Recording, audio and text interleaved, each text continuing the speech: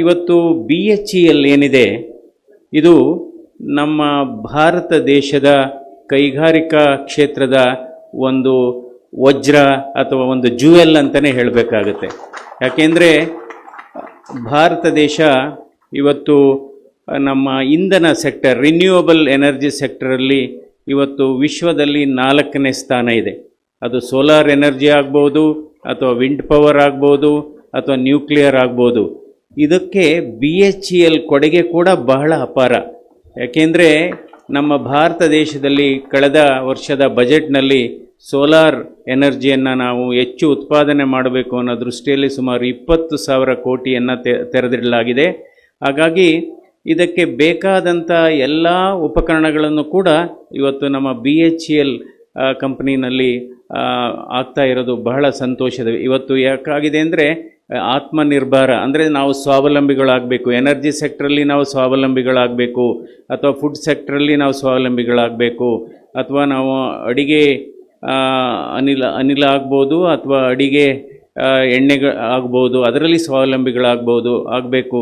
ಇವತ್ತು ಈ ದಿಕ್ಕಿನಲ್ಲಿ ಇವತ್ತು ನಾವು ಬಹಳ ವೇಗವಾಗಿ ಸಾಗ್ತಾ ಇದ್ದೇವೆ. ಬಹುಶಃ ನಮ್ಮ ಗುರಿ ಏನಿದೆ ಅಂದರೆ 2040ನೇ ಇಸವಿಗೆ ಸುಮಾರು 500 ಗಿಗಾವಾಟ್ ಸೋಲಾರ್ ಎನರ್ಜಿಯನ್ನು ನಾವು ಉತ್ಪಾದನೆ ಮಾಡಬೇಕು ಅನ್ನುವ ನಮ್ಮ ಪ್ರಧಾನಮಂತ್ರಿಗಳ ಗುರಿ ಏನಿದೆ, ಅದಕ್ಕೆ BHEL ಕೊಡುಗೆ. ಏಕೆಂದರೆ ಅದಕ್ಕೆ ಬೇಕಾದಂಥ ಟರ್ಬೈನ್ಗಳಾಗ್ಬೋದು ಅಥವಾ ಸೋಲಾರ್ ಪ್ಯಾನಲ್ಗಳಾಗ್ಬೋದು, ಅದೆಲ್ಲ ಇಲ್ಲಿ ತಯಾರಿ ಆಗ್ತಾ ಇರೋದು ಬಹಳ ಸಂತೋಷದ ವಿಚಾರ. ಅದಕ್ಕೋಸ್ಕರ ಏಕೆಂದರೆ ಇದು ಇವತ್ತು BHEL ನಮ್ಮ ದೇಶ ಕಟ್ಟುವಲ್ಲಿ ಬಹಳ ಪವಿತ್ರ ಪಾತ್ರವನ್ನು ವಹಿಸಿದೆ. ಅದಕ್ಕಾಗಿ ನಾನು ಇಲ್ಲಿ ನೆರೆದಿರತಕ್ಕಂಥ ಎಲ್ಲ BHEL ಅಧಿಕಾರ ವರ್ಗದವರನ್ನು ಮತ್ತು ಎಲ್ಲ ಇಲ್ಲಿ ಸಿಬ್ಬಂದಿಗಳನ್ನು ನಾನು ತುಂಬು ಮನಸ್ಸಿನಿಂದ, ತುಂಬು ಹೃದಯದಿಂದ ಅಭಿನಂದಿಸ್ತೇನೆ. ಯಾಕೆಂದರೆ ಅದು ನಿಮ್ಮ ಶ್ರಮ, ನಿಮ್ಮ ಶಕ್ತಿಯಿಂದ, ನಿಮ್ಮ ಕಾಳಜಿಯಿಂದ ನಾವು ಇದು ಮಾಡಲಿಕ್ಕೆ ಸಾಧ್ಯವಾಗಿದೆ. ಇವತ್ತು ನನಗೆ ಸನ್ಮಾನ ಮಾಡಿದಂಥ ಸಂದರ್ಭದಲ್ಲಿ ಗಡಿಯಾರ ಒಂದು ಕೊಟ್ಟರು. ಯಾರ್ಯಾರು ಗಡಿಯಾರ ನೋಡಿ ಕೆಲಸ ಮಾಡ್ತಾರೆ ಅವರು ಎಂಪ್ಲಾಯೀಸ್ ಆಗೇ ಉಳಿತಾರೆ. ಯಾರು ಗಡಿಯಾರ ನೋಡಿ ಕೆಲಸ ಮಾಡಲ್ಲ ಅವರು ಎಂಪ್ಲಾಯರ್ ಆಗ್ತಾರೆ. ಸೊ ಅದರಿಂದ ಅಂದರೆ ಮಾಲೀಕರಾಗ್ತಾರೆ. ಯಾರು ಗಡಿಯಾರ ನೋಡಿ ಕೆಲಸ ಮಾಡಲ್ಲ ಅವರು ಮಾಲೀಕರಾಗ್ತಾರೆ. ಯಾರು ಕೇವಲ ಗಡಿಯಾರನೇ ನೋಡ್ಕೊಂಡು ಕೆಲಸ ಮಾಡ್ತಾರೆ ಅವರು ಬಹುಶಃ ಅವರು ಕೂಲಿ ಕಾರ್ಮಿಕರಾಗೇ ಮುಂದುವರಿತಾರೆ, ಅಥವಾ ಲೇಬರರ್ಸ್ ಆಗೇ ಮುಂದುವರಿತಾರೆ. ಅಂದರೆ ಸಮಯ ಅನ್ನೋದು ಬಹಳ ಮುಖ್ಯ, ಅದ್ರ ಬಗ್ಗೆ ಏನು ಇದಿಲ್ಲ. ಸೊ ಹೀಗಾಗಿ ಇವತ್ತು ಕನ್ನಡ, ನಾವು ಮಾತನಾಡುವ ಭಾಷೆ ಕನ್ನಡ, ನಮ್ಮ ಮಾತೃಭಾಷೆ ಕನ್ನಡ, ನಾವು ಪ್ರೀತಿಸುವ ಭಾಷೆ ಕನ್ನಡ. ಆದರೆ ಇವತ್ತಿನ ಈ ಕಾಲಘಟ್ಟದಲ್ಲಿ ಇವತ್ತು ಕೈಗಾರಿಕೀಕರಣ ಆಗಿದೆ, ಇವತ್ತು ನಮ್ಮದು ಆಧುನಿಕೀಕರಣ ಆಗಿದೆ, ಅದೇ ರೀತಿ ನಾವು ಗಣಕೀಕರಣ ಕೂಡ ಆಗಿದ್ದೇವೆ. ಈ ತಂತ್ರಜ್ಞಾನದ ಈ ಮುಂಚೂಣಿಯಲ್ಲಿ ತಂತ್ರಜ್ಞಾನ ಕೂಡ ಇವತ್ತು ಬಹಳ ವೇಗವಾಗಿ ನಡೀತಾ ಇದೆ. ಇಂಥ ಸಂದರ್ಭದಲ್ಲಿ ಕನ್ನಡವನ್ನು ಮಾತನಾಡಬೇಕು, ಕನ್ನಡವನ್ನು ಪ್ರೀತಿಸಬೇಕು. ಕನ್ನಡವೇ ನಮ್ಮ ಉಸಿರು.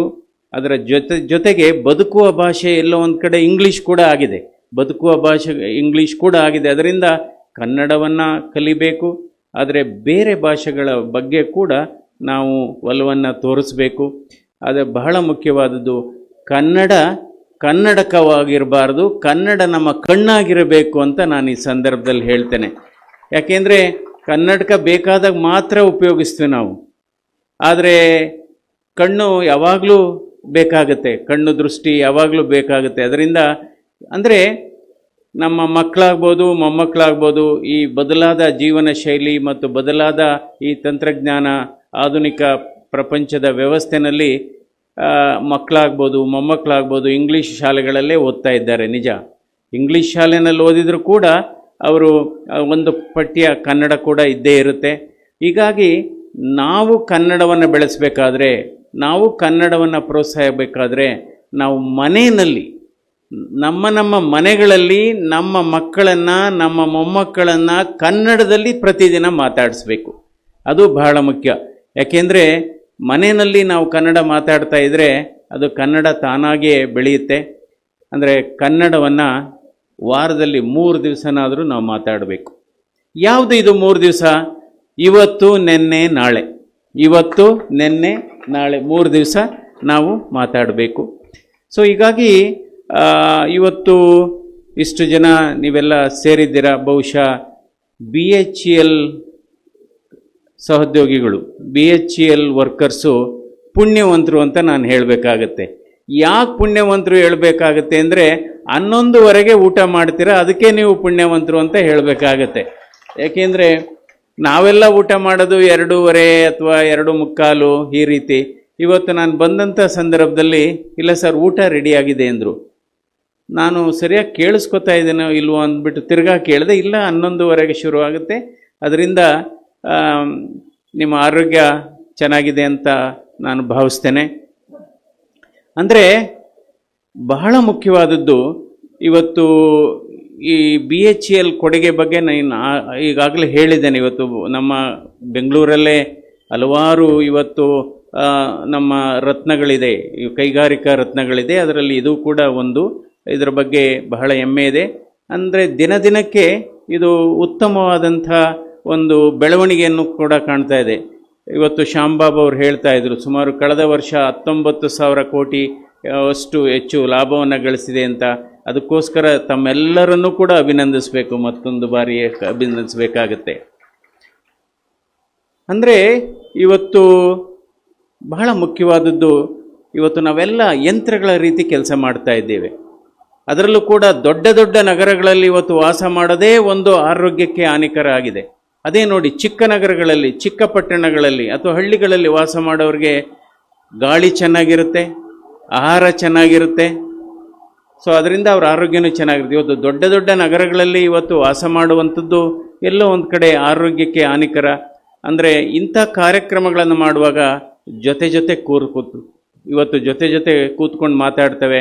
ಅದರ್ವೈಸು ಬೆಳಗಿಂದ ಸಂಜೆ ತನಕ ಕೆಲಸ ಮಾಡಿ ಮನೆಗೆ ಹೋಗೋದು ರೀತಿ ಒತ್ತಡ ಇರುತ್ತೆ. ನಾವು ಇವತ್ತು ಯಂತ್ರಗಳ ರೀತಿ ಕೆಲಸ ಮಾಡ್ತಾ ಇದ್ದೀವಿ.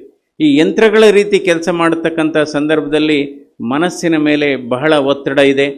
ಇವತ್ತು ಭಾರತ ದೇಶದಲ್ಲಿ 60% ಸಾವುಗಳು ಇವತ್ತು ಬದಲಾದ ಜೀವನ ಶೈಲಿ ಇಂದ ಆಗ್ತಾ ಇದೆ. ಬದಲಾದ ಜೀವನ ಶೈಲಿ. ಕೆಲವರು ಹೇಳ್ತಾರೆ ಕಾಲ ಬದಲಾಗಿದೆ ಅಂತ. ಎಲ್ಲಿ ಕಾಲ ಬದಲಾಗಿದೆ? ಸೂರ್ಯ ಅಲ್ಲೇ ಇದ್ದಾನೆ, ಚಂದ್ರ ಅಲ್ಲೇ ಇದ್ದಾನೆ, ಮಾವಿನ ಸಿಹಿ ಹಾಗೇ ಇದೆ, ಬೇವಿನ ಕಹಿ ಹಾಗೇ ಇದೆ. ಮನುಷ್ಯ ಇವತ್ತು ಕಾಲ ಬದಲಾಗಿಲ್ಲ, ಬದಲಾಗಿರೋದು ಜನ ಬದಲಾವಣೆ ಆಗಿದ್ದಾರೆ, ಜನರ ಅಪೇಕ್ಷೆಗಳು ಬದಲಾವಣೆ ಆಗಿದೆ, ಜನರ ನಿರೀಕ್ಷೆಗಳು ಬದಲಾವಣೆ ಆಗಿದೆ. ಇವತ್ತು ಯಾವ ಕಾಲಘಟ್ಟದಲ್ಲಿದ್ದೇವೆ ಅಂದರೆ ಇನ್ಕಮ್ ಇದ್ರೆ ವೆಲ್ಕಮ್ ಅನ್ನುವ ಕಾಲ, ಇನ್ಕಮ್ ಇದ್ರೆ ವೆಲ್ಕಮ್ ಅನ್ನುವ ಕಾಲದಲ್ಲಿದ್ದೇವೆ. ನಿಮ್ಮ ಹತ್ರ ಹಣ ಇದೆಯಾ, ಹೌ ಆರ್ ಯು ಅಂತಾರೆ. ನಿಮ್ಮ ಹತ್ರ ಜಾಸ್ತಿ ಹಣ ಇದ್ರೆ ಹೌ ಆರ್ ಯು, ಹಣ ಇಲ್ಲ ಅಂದರೆ ಹೂ ಆರ್ ಯು. ಸೊ ಅದರಿಂದ ಇವತ್ತು ಇನ್ಕಮ್ ಇದ್ದರೆ ವೆಲ್ಕಮ್ ಅನ್ನುವ ಕಾಲಘಟ್ಟದಲ್ಲಿದ್ದೇವೆ. ಅದಕ್ಕಾಗಿ ಹಲವಾರು ಕಾಯಿಲೆಗಳಿಗೆ ತುತ್ತಾಗ್ತಾ ಇದೆ. 60% ಸಾವುಗಳು ಇವತ್ತು ಜೀವನ ಶೈಲಿ ಆಧಾರಿತ ಕಾಯಿಲೆಗಳಾಗಿದೆ. ಯಾಕೆಂದರೆ ಈ ಕಾಯಿಲೆಗಳು ಯಾವ್ಯಾವು? ಒಂದು ಹೃದಯಾಘಾತ ಅಥವಾ ಹಾರ್ಟ್ ಅಟ್ಯಾಕ್ ಅಂತ ಏನು ಹೇಳ್ತೇವೆ, 2ನೇದು ಸಕ್ಕರೆ ಕಾಯಿಲೆ, 3ನೇದು ಅಧಿಕ ರಕ್ತದ ಒತ್ತಡ, 4ನೇದು ಕ್ಯಾನ್ಸರು, 5ನೇದು ಸ್ಟ್ರೋಕ್ ಅಂತೀವಿ. ಈಗ 6ನೇದು ಒಂದು ಸೇರಿಕೊಂಡಿದೆ ಈ ಗುಂಪಿಗೆ. ಜೀವನ ಶೈಲಿ ಇಂದ ಬರತಕ್ಕಂಥ ಕಾಯಿಲೆಗೆ 6ನೇದು ಸೇರಿದೆ. ಇದು ಯಾವುದಪ್ಪ ಅಂದರೆ ಸ್ಕ್ರೀನ್ ಅಡಿಕ್ಷನ್ನು ಮತ್ತು ಒಂಟಿತನ. ಸ್ಕ್ರೀನ್ ಅಡಿಕ್ಷನ್ ಅಂದರೆ ಯಾವಾಗಲೂ ಕಂಪ್ಯೂಟರು ಅಥವಾ ಸೋಷಿಯಲ್ ಮೀಡಿಯಾದಲ್ಲಿ ನೋಡ್ತಾ ಇರ್ತೇವೆ. ಅಥವಾ ಒಂಟಿತನ ಅಂದರೆ ಇವತ್ತು ನೋಡ್ಬೋದು, ಒಂಟಿತನ ಅಂದರೆ ಅವರು ಒಬ್ಬರೇ ಇದ್ದಾರೆ ಅಂತ ಅಲ್ಲ. ಈಗ 10 ಜನ ಒಂದು ಕಡೆ ರೈಲ್ವೆ ಸ್ಟೇಷನಲ್ಲಿ ಕೂತಿರ್ತಾರೆ, ಅಥವಾ 10 ಜನ ಏರ್ಪೋರ್ಟಲ್ಲಿ ಕೂತಿರ್ತಾರೆ, 10 ಜನ ಬಸ್ ಸ್ಟ್ಯಾಂಡಲ್ಲಿ ಕೂತಿರ್ತಾರೆ. 10 ಜನ ಪರಸ್ಪರ ಪಕ್ಕದಲ್ಲಿದ್ದರೂ ಕೂಡ ಅವರು ದೂರದವ್ರ ಥರ ಇರ್ತಾರೆ. ಯಾಕೆ ಅಂದರೆ ಮೊಬೈಲ್ ಫೋನ್ ನೋಡ್ತಾ ಇರ್ತಾರೆ. ಬಹುಶಃ 2 ಮನುಷ್ಯ ಕಂಡಿಡಿದಂಥ 2 ಕೆಟ್ಟ ವಸ್ತುಗಳು ಯಾವುದಪ್ಪ ಅಂದರೆ ಒಂದು ದುಡ್ಡು, 2ನೇದು ಮೊಬೈಲ್ ಫೋನ್. ಇದು ಯಾಕೆಂದರೆ ಇವತ್ತು ಎಲ್ಲರೂ ಅಷ್ಟೇ ಮೊಬೈಲ್ ಫೋನ್ ಎಂಬ ಬೋನಿನಲ್ಲಿ ಎಲ್ಲ ಬಿದ್ದೋಗಿದ್ದೇವೆ. ನೋಡಿ, ದುಡ್ಡು ಎಷ್ಟು ಹ್ಯಾಂಡ್ ಚೇಂಜ್ ಮಾಡಿದ್ರು ಸೆಕೆಂಡ್ ಹ್ಯಾಂಡ್ ಅಂತ ಯಾರು ಹೇಳೋದೇ ಇಲ್ಲ. ಅದಕ್ಕೋಸ್ಕರ ಭಾರವಿಲ್ಲದ ದುಡ್ಡಿಗೆ ಭಾವನೆ, ಭಾರವಿಲ್ಲದ ದುಡ್ಡಿಗಿಂತ ಭಾವನೆ ಬಹಳ ಮುಖ್ಯ. ನೋಟಿಗೆ ಅದು ಭಾರ ಇರಲ್ಲ, ಆದರೆ ಭಾವನೆ ಬಹಳ ಮುಖ್ಯ. ಇವತ್ತು ಎಲ್ಲ ಒಂದು ಕಡೆ ನಾವು ಬಹಳ ಒತ್ತಡದಿಂದ ಕೆಲಸ ಮಾಡ್ತಾ ಇದ್ದೇವೆ. ಒತ್ತಡ ಯಾಕೆಂದರೆ ಇದೇನಕ್ಕೆ ಹೇಳ್ತಾ ಇದ್ದೀನಿ ಅಂದರೆ ಇವತ್ತು ಈ ಕಾಯಿಲೆಗಳೆಲ್ಲ ಹಿಂದೆ ಮಕ್ಕಳು ತಂದೆ ತಾಯಿಗಳನ್ನ ಚಿಕಿತ್ಸೆಗೆ ಕರ್ಕೊಬರ್ತಾ ಇದ್ರು. ಹಾರ್ಟ್ ಅಟ್ಯಾಕಿಗೆ, ಕ್ಯಾನ್ಸರ್ಗೆ, ಸ್ಟ್ರೋಕ್ಗೆ, ಬಿ ಪಿಗೆ. ಇವತ್ತೇನಾಗಿದೆ, ತಂದೆ ತಾಯಿಗಳು ಅವ್ರ ಮಕ್ಕಳನ್ನು 25ರಿಂದ 40 ವರ್ಷ ವಯೋಮಿತಿಯಲ್ಲಿರ್ತಕ್ಕಂಥ ಮಕ್ಕಳನ್ನು ಕರ್ಕೊಂಬರ್ತಾ ಇದ್ದಾರೆ. ಇದಕ್ಕೆ ಕಾರಣ ಗೊತ್ತಿದೆ ನಿಮಗೆಲ್ಲ, ಧೂಮಪಾನ, ಮದ್ಯಪಾನ, ಸಕ್ಕರೆ ಕಾಯಿಲೆ ಜಾಸ್ತಿ ಆಗಿರೋದು, ನಂತರ ಇದು ಯಾವುದೇ ವ್ಯಾಯಾಮ ಇಲ್ಲ. ನನ್ನ ಅರ್ಥದಲ್ಲಿ ಈ ಮದ್ಯಪಾನ ಈ ಬಗ್ಗೆ ಹಲವಾರು ಸಂಶೋಧನೆಗಳಿದೆ. ಮದ್ಯಪಾನವನ್ನು ಕಡಿಮೆ ತಗೊಂಡ್ರೆ ಅದರಿಂದ ಏನು ದುಷ್ಪರಿಣಾಮ ಇಲ್ಲ ಅಂತ. ಆದರೆ ವೈದ್ಯರಾಗಿ ನಾವು ಮದ್ಯಪಾನ ಕುಡೀರಿ ಅಂತ ಪ್ರಿಸ್ಕ್ರಿಪ್ಷನ್ ಕೊಡೋಕ್ಕಾಗೋದಿಲ್ಲ. ಯಾಕೆ ಕೊಡೋಕ್ಕಾಗೋದಿಲ್ಲ ಅಂದರೆ, ಡಾಕ್ಟ್ರ್ ಹೇಳಿದ್ರು ಸ್ವಲ್ಪ ತಗೋಬೋದು ಅಂತ, ಆ ಸ್ವಲ್ಪ ಅನ್ನೋದು ಮರ್ತು ಬಿಡ್ತಾರೆ ಅವರು. ಅದರಿಂದ ಇನ್ನು ಕೆಲವರು ಹೇಳ್ತಾರೆ, ಇಲ್ಲ ಸರ್ ನಾವು ಅಕೇಶನ್ಸಲ್ಲಿ ಮಾತ್ರ ತಗೋತೀವಿ ಅಂತ. ಅವ್ರ ಹೆಂಡ್ತಿ ಹೇಳ್ತಾರೆ, ಸರ್ ಅಕೇಶನ್ನು ಪ್ರತಿದಿನವೂ ಬರುತ್ತೆ ಇವ್ರಿಗೆ ಅಂದ್ಬಿಟ್ಟು. ಅದರಿಂದ ಧೂಮಪಾನ ಮಾಡಬಾರ್ದು, ಮದ್ಯಪಾನ ಮಾಡಬಾರ್ದು. ಇವತ್ತು ಸಕ್ಕರೆ ಕಾಯಿಲೆ ಭಾರತ ದೇಶದಲ್ಲಿ 15 ಕೋಟಿ ಜನರಿಗೆ ಸಕ್ಕರೆ ಕಾಯಿಲೆ ಇದೆ. ಇನ್ನು 15 ಕೋಟಿ ಜನ ಸಕ್ಕರೆ ಕಾಯಿಲೆ ಬಾಗಿಲಿಗೆ ಬಂದು ನಿಂತಿದ್ದಾರೆ. ಅಂದರೆ ಇವತ್ತು ಬ್ಲಡ್ ಪ್ರೆಷರು ಅಷ್ಟೇ, ಸುಮಾರು 22 ಕೋಟಿ ಜನರಿಗೆ ಇವತ್ತು ಹೈ ಬ್ಲಡ್ ಪ್ರೆಷರ್ ಇದೆ. ಇದೆಲ್ಲ ಏನಕ್ಕಪ್ಪ ಅಂದರೆ, ಇವತ್ತು ನಾವು ಸಂತೋಷವಾಗಿಲ್ಲ. ಹೆಚ್ಚು ಜನ ಇವತ್ತು ಈ ಆಧುನಿಕ ಪ್ರಪಂಚದಲ್ಲಿ ಸಂತೋಷವಾಗಿಲ್ಲ. ಯಾಕೆ ಸಂತೋಷವಾಗಿಲ್ಲ ಅಂದರೆ, ಬೇರೆಯವ್ರು ಸಂತೋಷವಾಗಿದ್ದಾರಲ್ಲ ಅಂದ್ಬಿಟ್ಟು ಇವ್ರು ಸಂತೋಷವಾಗಿಲ್ಲ. ಸೊ ಅದರಿಂದ ಇವತ್ತು ಸಂತೋಷ ಅನ್ನೋದು ಎಲ್ಲೂ ಕೂಡ ಮಾರುವ ವಸ್ತಲ್ಲ. ಯಾಕೆಂದರೆ ಒಂದು ಸಣ್ಣದಾಗಿ ಹೇಳ್ತೀನಿ, ನಾನು 18 ವರ್ಷ ಜಯದೇವ ಆಸ್ಪತ್ರೆ ನಿರ್ದೇಶಕನಾಗಿ ಕೆಲಸ ಮಾಡಿದ್ದೆ. ಸೊ ನಾನು ಮಧ್ಯ ಹೋಗ್ತಾ ಇದ್ದೆ. ನಾನು ನಿರ್ದೇಶಕನಾದರೂ ಕೂಡ ನಾನು ನನ್ನ ರೂಮಲ್ಲಿ ಕೂತ್ಕೋತಾ ಇದ್ದದ್ದು ಕೇವಲ ಒಂದು 30% ಆಫ್ ದ ಟೈಮ್. ಇನ್ನು 70% ಸುತ್ತಾಡ್ತಾ ಇರ್ತೀವಿ ಆಸ್ಪತ್ರೆಯಲ್ಲಿ. ಸೊ ಒಂದು ಸೆಕ್ಷನ್ಗೆ ಹೋದೆ ನಾನು, ಅಲ್ಲೆಲ್ಲ ಹೆಣ್ಮಕ್ಳೇ ಇದ್ದರು. ಆ ಸೆಕ್ಷನ್ನಲ್ಲಿ ಸುಮಾರು ಎಲ್ಲರೂ ಸಪ್ಪಗಿದ್ರು. ಯಾಕೆ ಇಷ್ಟು ಊಟ ಆಗಿಲ್ಲ, 2:30 ಆದರೂ ಊಟ ಆಗಿಲ್ಲ, ಸಪ್ಪಗಿದ್ರು ಅಂದರೆ, ಇಲ್ಲ ಸರ್ ಅದೇ ಸೆಕ್ಷನ್ನಲ್ಲಿ ಒಬ್ರದ್ದು ಯಾವುದೋ ಒಂದು ಗ್ರೂಪ್ ಪ್ರವೇಶ ಆಗ್ತಾ ಇದೆ. ಆ ಗ್ರೂಪ್ ಪ್ರವೇಶದಲ್ಲಿ ಹೋಗಿದ್ರಂತೆ, ಅವರೇನೋ ಒಂದು ವಜ್ರದ ವಾಲೆ ಹಾಕೊಂಡು ಓಡಾಡ್ತಾ ಇದ್ರಂತೆ. ಸೊ ಅದರಿಂದ ಆ ಸೆಕ್ಷನ್ನಲ್ಲಿದ್ದವರೆಲ್ಲ ಸಪ್ಪಗಿದ್ದಾರೆ. ಕೊನೆಗೆ 2:15 ಕನ್ಫರ್ಮ್ ಆಯಿತು, ಇದು ವಜ್ರದ್ದಲ್ಲ, ಇದು ಆರ್ಟಿಫಿಷಿಯಲ್ಲು ಅಂತ. ನಂತರ ಊಟ ಮಾಡೋಕ್ಕೆ ಶುರು ಮಾಡಿದ್ರಂತೆ. ಸೊ ಅದರಿಂದ ಮನುಷ್ಯನಿಗೆ ಕೇವಲ ನಾವು ಅಂದ್ಕೊಳ್ಳೋದು ಈ ದುಶ್ಚಟಗಳು ಒಂದು ಕಾರಣ ಕಾಯಿಲೆ ಬರಲಿಕ್ಕೆ. ಇನ್ನೊಂದು ಕಾರಣ ಮನಸ್ಸು, ನಮ್ಮ ಭಾವನೆಗಳು, ನಮ್ಮ ಅಪೇಕ್ಷೆಗಳು, ನಮ್ಮ ಯಾವ ರೀತಿಯ ನಮ್ಮ ಮನೋಭಾವ ಇರುತ್ತೆ, ನಮ್ಮ ಚಿಂತನೆ ಇರುತ್ತೆ, ಅವು ಕೂಡ ನಮ್ಮ ಶರೀರದ ಮೇಲೆ ಅದು ಯಾವಾಗಲೂ ಅದು ಪರಿಣಾಮ ಬೀರುತ್ತೆ. ಮನುಷ್ಯನಿಗೆ 3 ಗುಣಗಳು ಇರಬಾರ್ದು. ಒಂದು ಅನುಮಾನ ಇರಬಾರ್ದು, ಇನ್ನೊಂದು ಅಹಂಕಾರ ಇರಬಾರ್ದು, ಇನ್ನೊಂದು ಅಸೂಯೆ ಇರಬಾರ್ದು. ಇವು 3 ಇದ್ದರೆ ಅವರೂ ನಿದ್ರೆ ಮಾಡಲ್ಲ, ಬೇರೆಯವ್ರಿಗೂ ನಿದ್ರೆ ಮಾಡೋಕ್ಕೆ ಬಿಡೋದಿಲ್ಲ. ಅವ್ರಿಗೂ ಸ್ನೇಹಿತರು ಕೂಡ ದೂರ ಹೋಗ್ತಾರೆ. ಅದರಿಂದ ಇವತ್ತು ಅಂದರೆ ನಮ್ಮ ಮನಸ್ಸು ಯಾವ ರೀತಿ ಇರುತ್ತೆ ಆ ರೀತಿ ನಮ್ಮ ಆರೋಗ್ಯ ಕೂಡ ಇರುತ್ತೆ. ನಮ್ಮ ಮನಸ್ಸು ಯಾವ ರೀತಿ ಇರುತ್ತೆ ನೋಡಿ, ನಾವು ಮನೆ ಕಟ್ಟಬೇಕಾದ್ರೆ ವಾಸ್ತು ತಜ್ಞರನ್ನು ನಾವು ಇದು ಸಲಹೆ ಕೇಳ್ತೀವಿ. ಇವತ್ತು ವಾಸ್ತು ತಜ್ಞರು ಬಹಳ ಜಾಸ್ತಿ ಆಗಿದ್ದಾರೆ. ಬಹುಶಃ ಒಂದು ಮನೆ ಕಟ್ಟೋದಕ್ಕೆ ನೀವೇನಾದ್ರು 5-6 ಜನ ವಾಸ್ತು ತಜ್ಞರನ್ನು ಸಂಪರ್ಕಿಸಿ ಸಲಹೆ ಕೇಳಿದರೆ ಕೊನೆಗೆ ಮನೆಯೇ ಇರೋದಿಲ್ಲ. ಸೊ ಆ ಕಡೆ ಹೊಡೀರಿ, ಈ ಕಡೆ ಹೊಡೀರಿ. ಅದರಿಂದ ನಾವು ಆರೋಗ್ಯವಾಗಿರಬೇಕಾದ್ರೆ, ನಮ್ಮ ಸುತ್ತಮುತ್ತಲಿನವರು ಚೆನ್ನಾಗಿರಬೇಕಾದ್ರೆ, ನಮ್ಮ ಸಮುದಾಯ, ನಮ್ಮ ಸಂಸಾರಗಳು, ನಮ್ಮ ದೇಶ ಚೆನ್ನಾಗಿರಬೇಕಾದ್ರೆ ಕೇವಲ ಮನೆಯ ವಾಸ್ತು ಚೆನ್ನಾಗಿದ್ದರೆ ಸಾಲದು, ಮನಸ್ಸಿನ ವಾಸ್ತು ಚೆನ್ನಾಗಿರಬೇಕಾಗುತ್ತೆ. ಇದು ಬಹಳ ಮುಖ್ಯ. ಮನಸ್ಸಿನ ವಾಸ್ತು ಚೆನ್ನಾಗಿರಬೇಕು. ಅಂದರೆ ನಾವು ಕಷ್ಟಗಳನ್ನು ಹೇಳ್ಕೋಬೇಕಾದ್ರೆ ಯಾವಾಗಲೂ ಅಷ್ಟೇ, ಎಲ್ಲರ ಹತ್ರನೂ ಕಷ್ಟಗಳನ್ನ ಹೇಳ್ಕೋಬಾರ್ದಂತೆ. ಕೆಲವರು ನಿಮ್ಮ ಕಷ್ಟಗಳನ್ನು ಹೇಳ್ಕೊಂಡ್ರೆ ಅವ್ರಿಗೆ ಖುಷಿ ಆಗುತ್ತಂತೆ, ಓ ಇವ್ರಿಗೆ ತುಂಬ ಕಷ್ಟ ಇದೆ ಅಂತ. ಅಂದರೆ ಇವತ್ತು ಈ ಪರಿಸರದಲ್ಲಿ ನಾವು ನಡೆಸಬೇಕಾದ್ರೆ ಒಂದು ಉತ್ತಮವಾದಂಥ ಸಂಬಂಧಗಳನ್ನು ಇಟ್ಕೋಬೇಕು. ಇವತ್ತು ಈ ಕಾಯಿಲೆಗಳಿಗೆ, ಇವತ್ತು ಕಾಯಿಲೆ ಅಂದರೆ ಏನು, ಆರೋಗ್ಯ ಅಂದ್ರೇನು, ಅವನು ದೈಹಿಕವಾಗಿ ಚೆನ್ನಾಗಿರಬೇಕು, ಸಾಮಾಜಿಕವಾಗಿ ಚೆನ್ನಾಗಿರಬೇಕು, ಮತ್ತು ಆಧ್ಯಾತ್ಮಿಕವಾಗಿ ಚೆನ್ನಾಗಿರಬೇಕು, ಮತ್ತು ಮಾನಸಿಕವಾಗಿ ಚೆನ್ನಾಗಿರಬೇಕು. ಕೆಲವ್ರಿಗೆ ಏನೂ ಕಾಯಿಲೆ ಇರಲ್ಲ ಅನ್ಕೋತೀವಿ ನಾವು. ಬ್ಲಡ್ ಪ್ರೆಷರ್ ಇಲ್ಲ, ಡಯಾಬಿಟಿಸ್ ಇಲ್ಲ, ಆಯಿತು ಅವ್ರಿಗೆ ಹಾರ್ಟ್ ಪ್ರಾಬ್ಲಮ್ ಇಲ್ಲ, ಆದರೆ ಸಿಕ್ಕದವ್ರಿಗೆ ಬೈಯೋದು, ಬೇರೆಯವ್ರ ಮೇಲೆ ಅನುಮಾನ ಪಡೋದು, ಅವ್ರು ಯಾರಾದರೂ ಒಳ್ಳೆ ಕೆಲಸ ಮಾಡಿದರೆ ಟೀಕೆ ಮಾಡೋದು. ಸೊ ಅವು ಕೂಡ ಕಾಯಿಲೆಗಳೇ. ಅವು ಕೂಡ ಇವತ್ತೇನಾದರೂ ನಮ್ಮ ಭಾರತ ದೇಶದಲ್ಲಿ ಎಷ್ಟು ಜನ ಮಾನಸಿಕ ಅಸ್ವಸ್ಥರಿದ್ದಾರೆ ಅಂತ ನೀವು ಅಧ್ಯಯನ ಮಾಡಬೇಕಾದ್ರೆ ಯಾವುದೇ ಒಂದು ಹೊಸ ಅಧ್ಯಯನ ಬೇಡ. ಅವರವರ ಮೊಬೈಲ್ ಫೋನ್ನಲ್ಲಿ ಯಾವ ರೀತಿ ಅವರು ರಿಯಾಕ್ಟ್ ಮಾಡ್ತಾರೆ, ಅವರು ವಾಟ್ಸಪ್ಪಲ್ಲಿ ಅಥವಾ ಟ್ವಿಟ್ಟರ್ ಅಂತ ಎಕ್ಸ್ ಅಂತ ಇರುತ್ತೆ, ಇನ್ಸ್ಟಾಗ್ರಾಮಲ್ಲಿ, ಅದು ಆ ಮನುಷ್ಯನ ವ್ಯಕ್ತಿತ್ವವನ್ನು, ಆ ಮನುಷ್ಯನ ಮನೋಭಾವವನ್ನು ಹೇಳುತ್ತೆ. ಇವತ್ತು ಬಹುಶಃ ನೀವು ಹೆಣ್ಣುಮಕ್ಕಳನ್ನ ಮದುವೆ ಮಾಡಬೇಕಾದ್ರೆ ಜಾತಕ ಕೇಳುವ ಅವಶ್ಯಕತೆ ಇಲ್ಲ. ಅವರ ಮೊಬೈಲ್ನಲ್ಲಿ, ಆ ಹುಡುಗನ ಮೊಬೈಲ್ನಲ್ಲಿ ಏನು ಅವು ಮೊಬೈಲೇ ಜಾತಕವಾಗಿದೆ ಇವತ್ತು. ಅದರಿಂದ ಇವತ್ತು ನಾವು ಮಾನಸಿಕವಾಗಿ ಬಹಳ ಇರಬೇಕಾಗುತ್ತೆ. ಯಾವತ್ತು ನಮ್ಮ ಮನಸ್ಸು ಹೇಗಿರುತ್ತೆ ಅಂದರೆ ಆ ರೀತಿ ನಮ್ಮ ಇವೆಲ್ಲ ಆರೋಗ್ಯದ ಮೇಲೆ. ನಂತರ ಬಹಳ ಮುಖ್ಯವಾದದ್ದು, ಈ ಕಾಯಿಲೆಗಳೆಲ್ಲ ಜಾಸ್ತಿ ಯಾಕಾಗಿದೆ ಅಂದರೆ 3ರಿಂದ ಹರಿ, ವರಿ ಆ್ಯಂಡ್ ಕರಿ ಅಂತ ಹೇಳ್ತೀವಿ. ಹರಿ, ವರಿ ಆ್ಯಂಡ್ ಕರಿ. ಸೊ ಅಂದರೆ ಇವಾಗ ಏನಾಗಿದೆ, ಜನ ಈಗಿನ ಆಧುನಿಕ ಪ್ರಪಂಚದಲ್ಲಿ ಈ ನಮ್ಮ ಯುವಕರು ಬೇಗ ಬೇಗ ಬರಬೇಕು, ಬೇಗ ಪ್ರಮೋಷನ್ ಆಗಬೇಕು, ಬೇಗ ಹಣ ಮಾಡಬೇಕು, ಬೇಗ ದೊಡ್ಡ ದೊಡ್ಡ ಮನೆಗಳನ್ನು ಕಟ್ಟಬೇಕು, ದೊಡ್ಡ ಸೊ ಬೇಗ ಅಂದ್ಬಿಟ್ಟು ಬೇಗ ಆಸ್ಪತ್ರೆಗೆ ಹೋಗ್ತಾರವ್ರು. ಅದರಿಂದ ಇವತ್ತು ಹಂತವಾಗಿ ಮೇಲೆ ಬರಲಿಕ್ಕೆ ನೋಡಬೇಕು. ಆಗ ನಮ್ಮ ಆರೋಗ್ಯದ ಮೇಲೆ ಸರಿಯಾದ ಪರಿಣಾಮವನ್ನು ನಾವು ನೋಡ್ತೇವೆ. ಹೀಗಾಗಿ ಇವತ್ತು ಈ ಹೃದಯ, ಹಿಂದೆಲ್ಲ ಹೃದಯಾಘಾತ 50 ವರ್ಷದ ಮೇಲೆ ಇರೋರ್ಗಾಗ್ತಾಯಿತ್ತು. ಬಹುಶಃ ನನಗೆ ಗೊತ್ತಿಲ್ಲ. ಇವತ್ತು BHನಲ್ಲಿ ಇವತ್ತು ಹಲವಾರು, ನಾವು ನಮ್ಮ ಸಂಸ್ಥೆನಲ್ಲಿ ನಾನು ಇದ್ದಾಗ ಕಾನೂನು ಒಂದು ಮಾಡಿದ್ವಿ, ಅದು ಈಗಲೂ ನಡೀತಾ ಇದೆ. 40 ವರ್ಷ ದಾಟಿದ ಎಲ್ಲರಿಗೂ, ಎಲ್ಲ ನಮ್ಮ ಎಂಪ್ಲಾಯೀಸ್ಗೂ ಕೂಡ ಕಂಪಲ್ಸರಿ ಹೆಲ್ತ್ ಚೆಕಪ್ ಮಾಡುವಂಥದ್ದು ಇಲ್ಲೂ ಕೂಡ ಇದೆ ಅಂತ ಅಂದ್ಕೊಂಡಿದ್ದೀನಿ ನಾನು.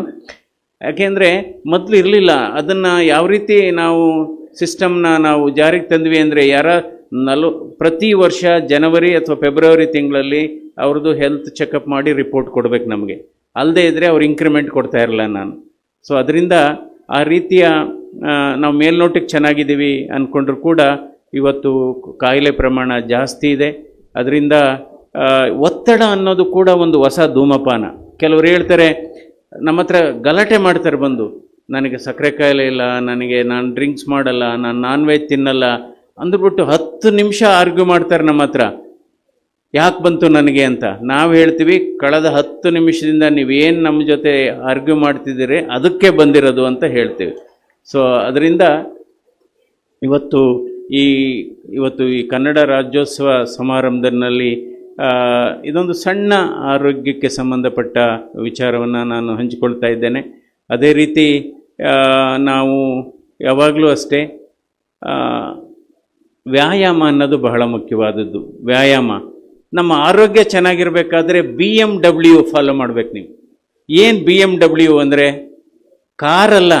BMW ಕಾರಲ್ಲಿ ಹೋದರೆ ಏನು ಆರೋಗ್ಯ ಏನು ಚೆನ್ನಾಗಿರಲ್ಲ.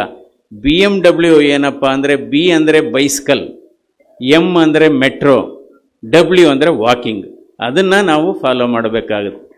ಅಂದರೆ 3 ಥರ ವಾಕಿಂಗ್ ಇದೆ. ಡಾಕ್ಟ್ರು ಹೇಳಿದ್ದಕ್ಕೆ ಮೊದಲೇ ನೀವು ವಾಕಿಂಗ್ ಮಾಡ್ತಾ ಇದ್ರೆ ಅದನ್ನ ಮಾರ್ನಿಂಗ್ ವಾಕ್ ಅಂತೀವಿ.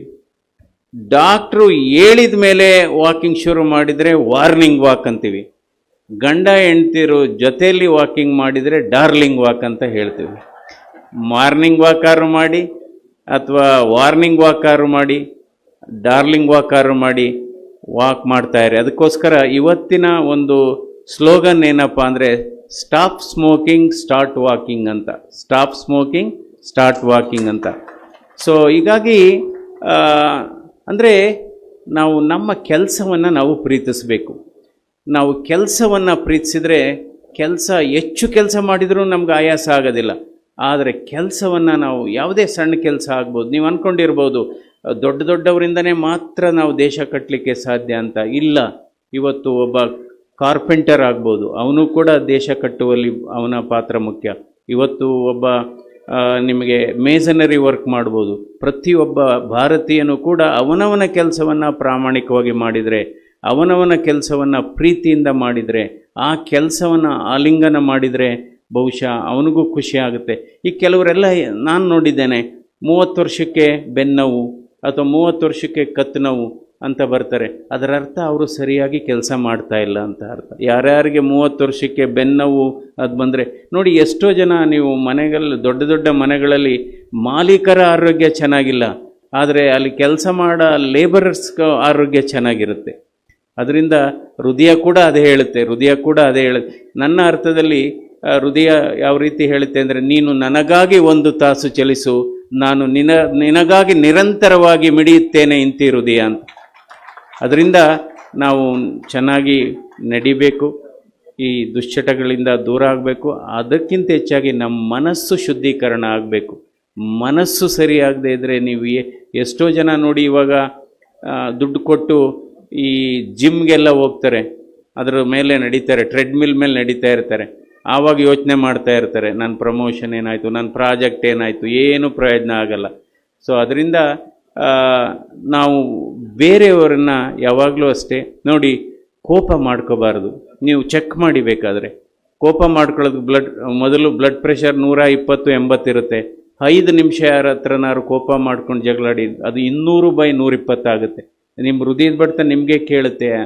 ಅದರಿಂದ ಕೋಪವನ್ನು ಮಾಡ್ಕೋಬಾರ್ದು. ಅಕಸ್ಮಾತ್ ಇವತ್ತು ಕೋಪ ಮಾಡಿಕೊಂಡ್ರೆ ನೆಕ್ಸ್ಟ್ ಡೇ ಮಾಡ್ಕೋಬಾರ್ದು ಅಂತ ನಿಮ್ಮ ಮನಸ್ಸಲ್ಲಿ ಪರಿವರ್ತನೆ ಆಗಬೇಕು. ಸೊ ಅದರಿಂದ ನಮ್ಮ ಹೃದಯದ ಆರೋಗ್ಯವನ್ನು ನಾವು ಚೆನ್ನಾಗಿ ಇಟ್ಕೋಬೇಕಾದ್ರೆ 5 ಅಂಶಗಳನ್ನು ನೀವು ಆದಷ್ಟು ಕಡಿಮೆ ಇಟ್ಕೋಬೇಕು. ಯಾವುದು ಇದು 5 ಅಂಶಗಳು? ಇವು 5 ಅಂಶ ಕಡಿಮೆ ಇದ್ದಷ್ಟು ಒಳ್ಳೆಯದು. 1 ಬ್ಲಡ್ ಪ್ರೆಷರು, 2ನೇದು ಬ್ಲಡ್ ಶುಗರು, 3ನೇದು ಬ್ಲಡ್ ಕೊಲೆಸ್ಟ್ರಾಲು, 4ನೇದು ಶರೀರದ ತೂಕ ಮತ್ತು ಸೊಂಟದ ಸುತ್ತಳತೆ, 5ನೇದು ಏನಪ್ಪ ಅಂದರೆ ಅತಿ ಆಸೆ. ಈ 5 ಅಂಶಗಳನ್ನು ನಾವು ಈಗ ನೋಡ್ಬೋದು. ಮಕ್ಕಳೆಲ್ಲ ಫಾಸ್ಟ್ ಫುಡ್ ಅಂತ ಹೋಗ್ತಾರೆ. ಫಾಸ್ಟ್ ಫುಡ್ ಅಂದ್ರೇನು? ನಿಮ್ಮ ಪ್ರಾಣವನ್ನು ಬೇಗ ತೆಗೆದುಕೊಂಡು ಹೋಗೋದೇ ಫಾಸ್ಟ್ ಫುಡ್. ಸೊ ಅದರಿಂದ ನಾವು ತಿನ್ನುವ ಆಹಾರ, ನಮ್ಮ ಆರೋಗ್ಯ ನಮ್ಮ ಕೈಯಲ್ಲಿದೆ, ನಮ್ಮ ಬಾಯಲ್ಲಿದೆ.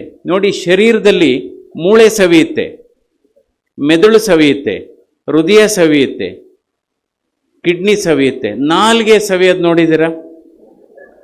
ಇವತ್ತು ಹಲವಾರು ಸಮಸ್ಯೆಗಳಿಗೆ ಕಾರಣ ಈ ನಾಲಿಗೆ ಹರಿಬಿಡೋ ಅಂಥದ್ದು. ಬಹುಶಃ ನೀವು ನಿಮ್ಮ ನೆಮ್ಮದಿ ಚೆನ್ನಾಗಿರಬೇಕು ಅಂದರೆ ನಾಲಿಗೆಯನ್ನು ನಿಯಂತ್ರಣದಲ್ಲಿಟ್ಕೋಬೇಕು. ನಿಮ್ಮ ಮನಸ್ಸು ನಿಮ್ಮ ನಾಲಿಗೆಯನ್ನು ನಿಯಂತ್ರಣದಲ್ಲಿಟ್ಟು, ಯಾಕೆಂದರೆ ನಾಲಿಗೆಯಲ್ಲಿ ವಿಷವೂ ಇದೆ, ಅಮೃತವೂ ಇದೆ. ಯಾಕೆಂದರೆ ನಮ್ಮ ಕಣ್ಣುಗಳು ಚೆನ್ನಾಗಿದ್ದರೆ ನಾವು ಪ್ರಪಂಚವನ್ನು ನೋಡ್ಬೋದು, ಆದರೆ ಅದೇ ರೀತಿ ನಮ್ಮ ನಾಲಿಗೆ ಚೆನ್ನಾಗಿದ್ದರೆ ಪ್ರಪಂಚ ನಿಮ್ಮನ್ನು ಯಾವಾಗಲೂ ನೋಡುತ್ತೆ, ಅಭಿನಂದಿಸುತ್ತೆ. ಸೊ ಹೀಗಾಗಿ ಇವತ್ತು ರಾಜಣ್ಣವರಿದ್ದಾರೆ ನೋಡಿ, ಅವರು ಅಂಗವಿಕಲ ಇದ್ರದ್ದು ಕಾರ್ಪೊರೇಷನ್ದು ಅವರು ಅಧ್ಯಕ್ಷರಾಗಿದ್ದರು. ಅವರು ಅಂಗವಿಕಲತೆ ಇದ್ದರೂ ಕೂಡ ಅವರಲ್ಲಿ ಇರತಕ್ಕಂಥ ಒಂದು ವಿಲ್ ಪವರ್, ಇಚ್ಛಾಶಕ್ತಿ ಅಥವಾ ಅವರಲ್ಲಿ ಇರತಕ್ಕಂಥ ಲವಲವಿಕೆ ನಿಜವಾಗ್ಲೂ ನಮ್ಮೆಲ್ಲರಿಗೂ ಆದರ್ಶ ಅಂತಲೇ ಹೇಳಬೇಕಾಗುತ್ತೆ. ಯಾಕೆಂದರೆ ಅವರು ಊಟ ಮಾಡುವಾಗ ನೋಡಿದೆ, ಆ ಒಂದು ಗ್ಲಾಸು ಅಂದರೆ ಗ್ಲಾಸಲ್ಲಿ ನೀರು ಕುಡಿತಾ ಇದ್ರು. ನಾನು ಅಂದ್ಕೊಂಡೆ ಅದು ಬಿದ್ದೋಗುತ್ತೆ ಅಂತ, ಬಟ್ ಇಲ್ಲ ಡಾಕ್ಟ್ರೇ, ಅದು ನಾನು ಇದುವರೆಗೆ 1 ಗ್ಲಾಸ್ ಕೂಡ ಬೀಳಿಸಿಲ್ಲ. ಅಂದರೆ ಎಷ್ಟೋ ಜನರಿಗೆ ನೋಡಿ, ಕಾಲು ಕೈ ಚೆನ್ನಾಗಿರುತ್ತೆ, ದೇಹ ಚೆನ್ನಾಗಿರುತ್ತೆ, ಆದರೆ ಅವರ ಮನಸ್ಸಿನ ಅಂಗವಿಕಲತೆ ಇರುತ್ತೆ. ಆ ಮನಸ್ಸಿನ ಅಂಗವಿಕಲತೆ ಇದ್ದರೆ ಅವರು ನಿಜವಾಗ್ಲೂ ಅವ್ರ ಕುಟುಂಬಕ್ಕೆ ಅವರು ಹೊರೆ ಆಗ್ತಾರೆ. ಇಲ್ಲಿ ಅವರಿಗೆ ದೈಹಿಕವಾಗಿ ಅಂಗವಿಕಲತೆ ಇದೆ, ಆದರೆ ಮಾನಸಿಕವಾಗಿ ಅವರಿಗೆ ಯೌವನ ಇದೆ, ಮಾನಸಿಕವಾಗಿ ಅವರಿಗೆ ಇದೆ. ಅದನ್ನು ನಿಜವಾಗ್ಲೂ ಅದಕ್ಕೋಸ್ಕರ ಅದು ಬಹಳ ಮುಖ್ಯವಾದದ್ದು. ನಾವು ಯಾವಾಗಲೂ ಸಕಾರಾತ್ಮಕ ಭಾವನೆಗಳಿರಬೇಕು. ಯಾಕೆಂದರೆ ನಾವು ಯಾವ ರೀತಿ ಯಾರ ಜೊತೆ ನಾವು ಹೆಚ್ಚು ಸಂಪರ್ಕವನ್ನು ಇಟ್ಕೊತೀವಿ, ಯಾವ ರೀತಿ ಯಾರ ಜೊತೆ ಹೆಚ್ಚು ಒಡನಾಟವನ್ನು ಇಟ್ಕೊತೀವಿ, ಅದೇ ರೀತಿ ನಮ್ಮ ಬದುಕು ರೂಪಿಸ್ತಾ ಹೋಗುತ್ತೆ. ನೋಡಿ, ನೀವು ಶಿಕ್ಷಕರ ಜೊತೆ ಹೆಚ್ಚು ಸಂಬಂಧಗಳನ್ನ ಇಟ್ಕೊಂಡ್ರೆ ನಾವು ಕೂಡ ವಿದ್ಯಾರ್ಥಿ ಆಗಬೇಕು ಅನಿಸುತ್ತೆ. ಅದೇ ರೀತಿ ನೀವು ವಿಜ್ಞಾನಿಗಳ ಜೊತೆನೇ ಹೆಚ್ಚು ಒಡನಾಟವನ್ನು ಇಟ್ಕೊಂಡ್ರೆ ನಾನು ಕೂಡ ಸಂಶೋಧಕನಾಗಬೇಕು ಅನಿಸುತ್ತೆ. ಅದೇ ಈ ಕುಡುಕರ ಜೊತೆ ಹೆಚ್ಚು ಸಂಬಂಧವನ್ನು ಇಟ್ಕೊಂಡ್ರೆ ಪ್ರಪಂಚ ಬಹಳ ಸುಲಭ ಅನಿಸುತ್ತೆ. ಏನೂ ಇಲ್ಲ ರೀ, ಏನು. ಅದೇ ರೀತಿ ನೀವು ಅಧಿಕಾರಿ ವರ್ಗಗಳ ಜೊತೆ ಹೆಚ್ಚು ಸಂಪರ್ಕವನ್ನು ಇಟ್ಕೊಂಡ್ರೆ ಪ್ರಪಂಚ ಬಹಳ ನಿಧಾನ ಅನಿಸುತ್ತೆ. ಅದೇ ರೀತಿ ಈ LIC ಏಜೆಂಟ್ಗಳ ಜೊತೆ ಹೆಚ್ಚು ಸಂಪರ್ಕವನ್ನು ಇಟ್ಕೊಂಡ್ರೆ ಏನೋ ಬೇಗ ಹೋಗ್ಬಿಡ್ಬೇಕಪ್ಪ ಅದು ಪ್ರೀಮಿಯಮ್. ಅದೇ ರೀತಿ ನೀವು ಯೋಧರ ಜೊತೆ, ವೀರ ಯೋಧರ ಜೊತೆ ಸಂಪರ್ಕವನ್ನು ಇಟ್ಕೊಂಡ್ರೆ ನಾವು ಈ ದೇಶಕ್ಕೆ ಕೊಟ್ಟಂಥ ಕೊಡುಗೆ, ಮಾಡಿದಂಥ ಬಲಿದಾನ ಬಹಳ ಕಡಿಮೆ ಇರುತ್ತೆ. ಹಾಗಾಗಿ ನಾವು BHEL ಜೊತೆ ಹೆಚ್ಚು ಸಂಬಂಧವನ್ನು ಇಟ್ಕೊಂಡ್ರೆ ಬಹುಶಃ ನನಗನ್ಸುತ್ತೆ ಇದು ದೇಶಕ್ಕೆ ಕೊಡತಕ್ಕಂಥ ಎನರ್ಜಿ ಸೆಕ್ಟ್ರಲ್ಲಿ ಕೊಡತಕ್ಕಂಥ ಅದ್ಭುತವಾದಂಥ ಹೀಗಾಗಿ ನಾನು ಜಸ್ಟ್ ಒಂದೇ ಒಂದು ನಿಮಿಷ ಇದು, ಯಾಕೆಂದರೆ ಇನ್ನೂ ಕೂಡ ಹಲವಾರು ಗಣ್ಯರು ಮಾತಾಡಲಿದ್ದಾರೆ. ನಾನು ಯಾವುದೊಂದು ತುರ್ತು ಕೆಲಸದ ನಿಮಿತ್ತ ಹೋಗಬೇಕಾಗಿದೆ. ಈ ಪರಿಸರದಲ್ಲಿ ಪರಿಸರ ಅನ್ನೋದು ಬಹಳ ಮುಖ್ಯ. ಯಾಕೆಂದರೆ nature is always ahead of technology. ನೀವೇನು ಟೆಕ್ನಾಲಜಿ ಮಾಡಿ, ನೀವು nature is always ahead of technology.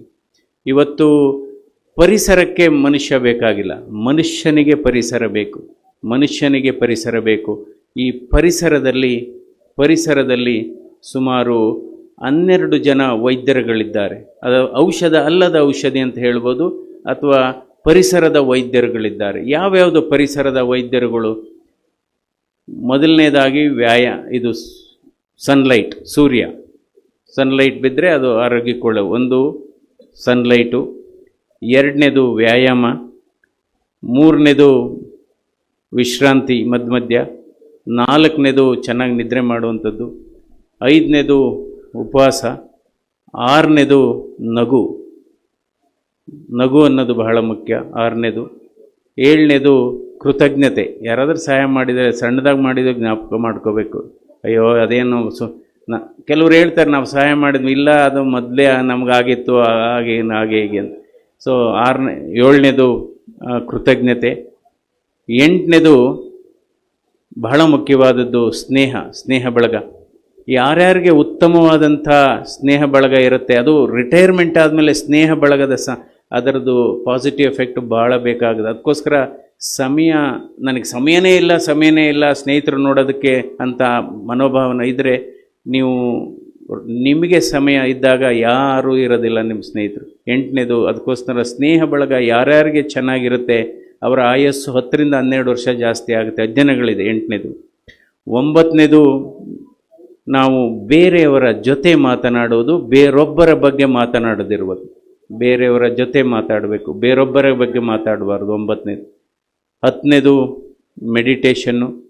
11ನೇದು ಯೋಗ. ಮತ್ತು 12ನೇದೇನಪ್ಪ, ಹಣ್ಣು ಮತ್ತು ತರಕಾರಿಗಳು. ಇವು ವೈದ್ಯರಲ್ಲದ ವೈದ್ಯರುಗಳು. ಸೊ ಇಷ್ಟನ್ನು ಹೇಳಿ ಈ ಸಂದರ್ಭದಲ್ಲಿ ನನ್ನನ್ನು ಸನ್ಮಾನಿಸಿದ್ದಕ್ಕೆ ಇವತ್ತು ಬಹಳ ಸಂತೋಷ ಆಗಿದೆ. ಸೊ ತಮ್ಮೆಲ್ಲರಿಗೂ ದೇವರು ಆರೋಗ್ಯ, ಆಯಸ್ಸು, ನೆಮ್ಮದಿಯನ್ನು ಕೊಡಲಿ. ಇವತ್ತು ಕನ್ನಡ ರಾಜ್ಯೋತ್ಸವವನ್ನು ಬಹಳ ಅದ್ಭುತವಾಗಿ, ವರ್ಣರಂಜಿತವಾಗಿ ನೀವು ಆಚರಣೆ ಮಾಡಿದ್ದೀರ. ಸೊ ಇದೇ ರೀತಿ ಮುಂದುವರಿಲಿ. ಇವತ್ತು ಕೃಷ್ಣಪ್ಪನವರು ಈಗಾಗಲೇ ಹೇಳ್ತಾಯಿದ್ರು, ನಾವು 3-4 ಕಾರ್ಯಕ್ರಮ ಮುಗಿಸಿ ಬಂದಿನ. ಅವರು ಕೂಡ ತಮ್ಮನ್ನೆಲ್ಲ ಕುರಿತು ಮಾತನಾಡಿದ್ದಾರೆ, ಸಾಹಿತಿಗಳು ಮಾತನಾಡಲಿದ್ದಾರೆ.